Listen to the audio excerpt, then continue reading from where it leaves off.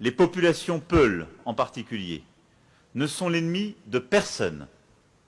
Et je salue la détermination de mes homologues sahéliens à enrayer tous les amalgames. Cela a été dit très clairement autour de la table. Nous n'avons qu'un ennemi, le terrorisme islamiste, dans toute la région.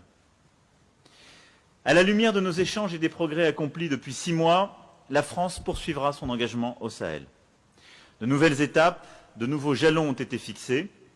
Notre engagement fera l'objet d'une nouvelle évaluation au début de l'année 2021, qui sera notre prochaine clause de rendez-vous. D'ici là, les efforts de la coalition que nous avons mis en place vont monter en puissance. Au-delà de l'effort militaire, c'est le retour de l'État, des administrations, des services aux populations que nous allons poursuivre au Sahel.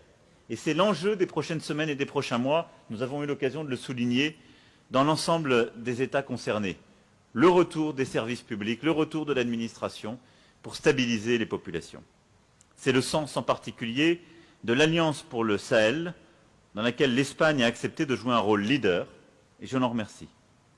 Ce sont des préfets, des magistrats, des policiers, des juges qui nous permettront de véritablement renverser la situation. Et en concertation avec nos partenaires européens qui étaient aujourd'hui présents dans notre échange, c'est cet effort qui sera notre priorité dans les temps à venir.